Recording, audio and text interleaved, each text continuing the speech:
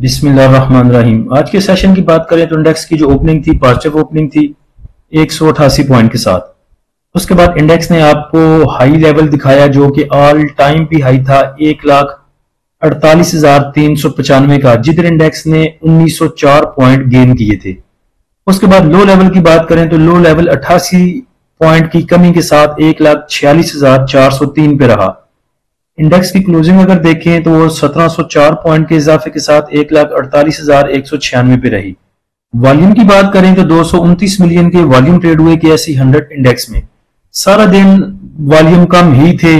Last time पे जाके जब 1-1:30-2 बजे के बाद इंडेक्स ने मूव पकड़ी तो थोड़े से वॉल्यूम भी आपके बेहतर हुए।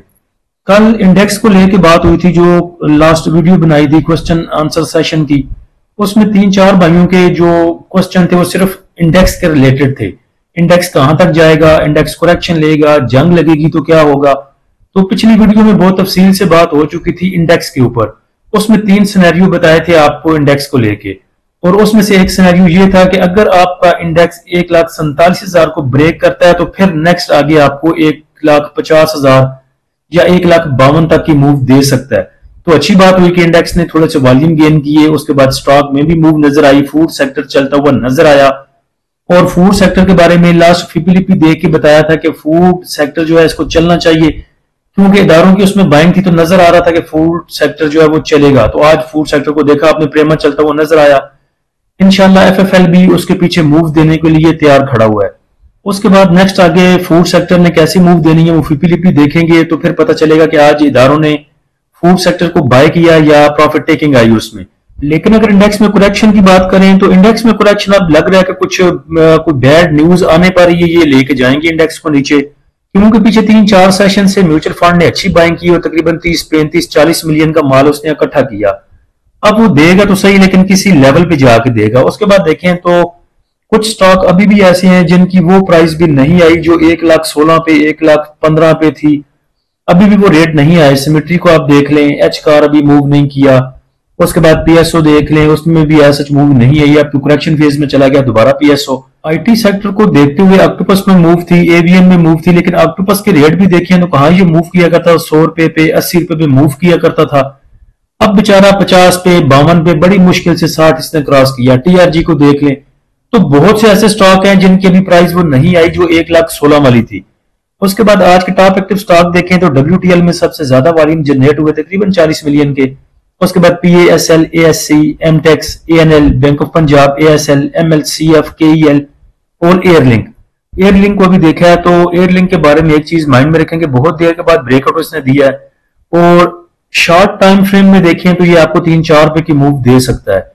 अदरवाइज अगर देखें इसको डे के चार्ट के ऊपर तो फिर ये जो है थोड़ा सा ओवरबॉट की तरफ है। Top point contributor sector wise अगर देखें तो सुबह के टाइम में ऑयल एंड गैस बेचारा मार ही खा रहा था एक्सप्लोशन कंपनी की अगर बात करें, लेकिन लास्ट टाइम तक उसमें कुछ मूव आ गई थी, कदरे बेहतर हो चुका था।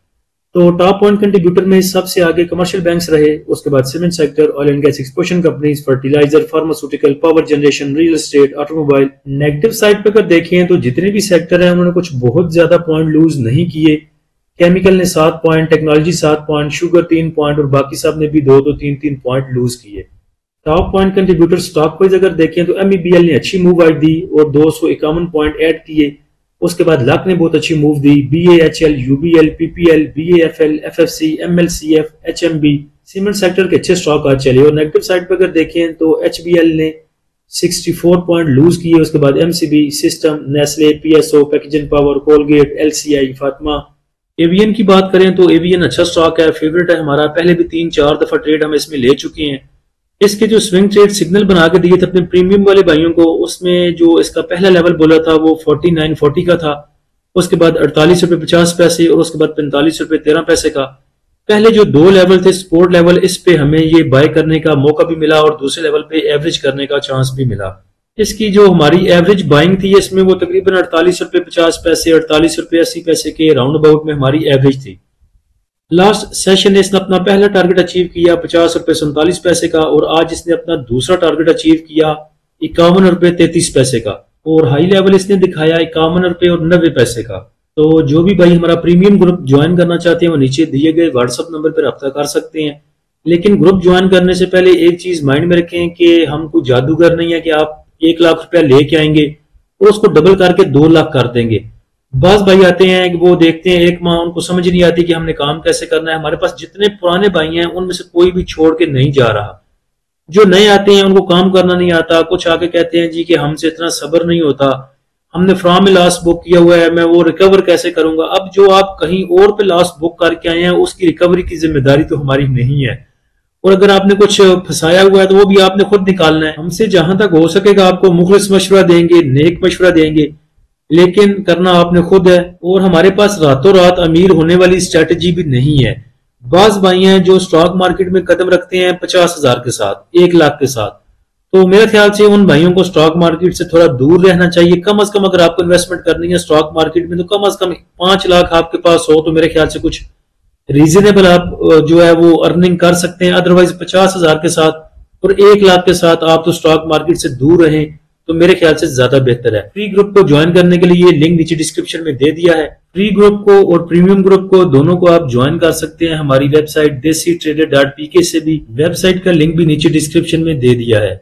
आज के सेशन का फीपिलिटी देखें तो बैंक्स ने बाइंग की 5.18 मिलियन की, ब्रोकर की बाइंग 1.39 मिलियन की, कंपनीज की बाइंग 1.17 मिलियन की, फॉरेन कॉर्पोरेट्स की सेलिंग 1.85 मिलियन की, इंडिविजुअल्स की सेलिंग 4.32 मिलियन की, इंश्योरेंस कंपनीज ने बाय किया 0.07 मिलियन का, म्यूचुअल फंड की सेलिंग 0.40 मिलियन, एमबीएफसी की सेलिंग 0.02 मिलियन, अदर ऑर्गेनाइजेशन की सेलिंग 0.87 मिलियन, ओवरसीज पाकिस्तानी की सेलिंग 0.35 मिलियन डॉलर की। सबसे ज्यादा बाय किया बैंक्स ने और सबसे ज्यादा सेल किया इंडिविजुअल्स ने।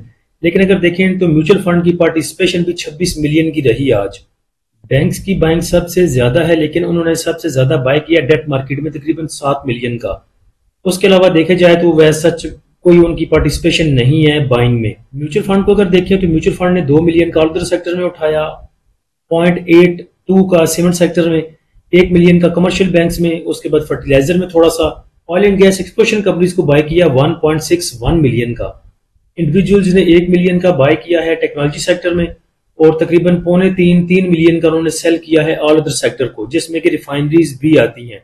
तो पीआरएल का आज रिजल्ट भी ठीक नहीं आया, डिविडेंड उसने अनाउंस कोई नहीं किया, और ईपीएस उसकी देखें तो पिछले साल जो सेम ईपीएस थी वो 6 रुपए 45 पॉजिटिव में थी और इस दफा 7 रुपए 40 पैसे लॉस में, नेगेटिव में। एक तो रिफाइनरी सेक्टर पहले ही जेर अताब था, ऊपर से पीआरएल के जो रिजल्ट है वो भी बैड आ गए। तो इंशाल्लाह ये उम्मीद है आपको 30-70 के पास या उससे नीचे आपको जमा करने का मौका देगा।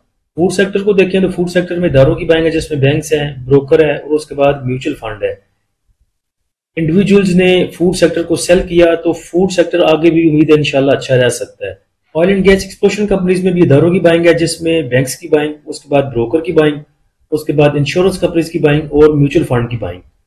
टेक्नोलॉजी सेक्टर से थोड़ा बच के रहें, प्रॉफिट टेकिंग की तरफ आए क्योंकि तमाम इदारे इसको सेल कर रहे हैं और इंडिविजुअल इसको बाय कर रहा है। तो नेक्स्ट अगर देखें तो फूड और ऑयल एंड गैस एक्सप्लोरेशन कंपनियों पे आप नजर रख सकते हैं। अल्लाह हम सबका हामी नासिर हो। इजाजत दीजिए, अल्लाह हाफिज।